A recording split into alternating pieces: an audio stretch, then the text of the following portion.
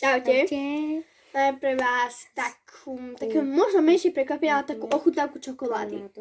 Je to taká horká, ale myslím, mi nebude zase tak páliť. A chvíľku vás to ukážem. Takže 3, 2, 1. Takáto horúca Nie je to horúca čokoláda, je to horká čokoláda. Je to opačne. Nie. Aha, je to horká čokoláda, ale podľa mňa na môj vkus, čo som nikdy nevidela takto krásne zabalenú čokoládu, tak je to naozaj úžasné. Áno, Emilika má rád horkú čokoládu, ale Samozrejme, že mám. Ale ideme to otvoriť, takže ideš to otvoriť. Chcete taký zvuk? Ale počkaj, nie, otvor to takto, takto. Počkaj, ale ja im ukážem, ako takto to otvorím, aby to videli.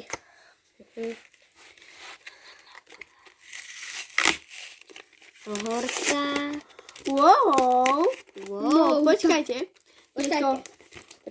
Má to zlaté balenie, čo úprimne pre mňa je úplne že super, lebo keď to je v takomto krásnom zlatom balení, tak by to malo byť naozaj kvalitná aj dobrá čokoláda, takže si myslím, Ideme že to pre mňa je otvoriť.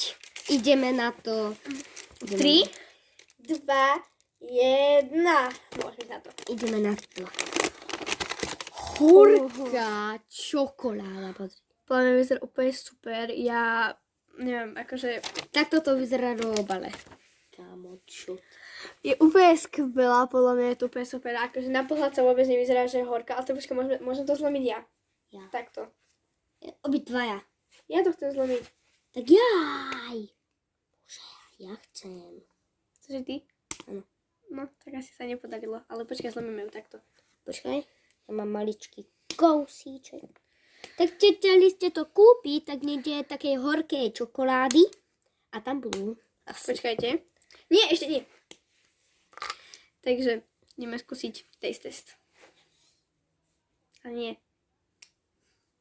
Taste test.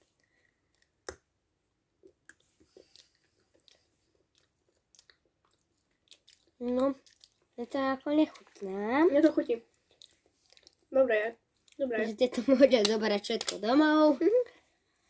A máme ešte druhú čokoládu, čo je asi otvorená, asi zlaté. Asi to bude... Tak asi to rýchlo donesem, lebo tak času asi není. Podľa mňa je veľmi dobrá a kvalitná na to, že bola v takomto dobre zabalená. Nech strašne chutí. Dobre. Zatiaľ ahojte. Toto je koniec nášho videa.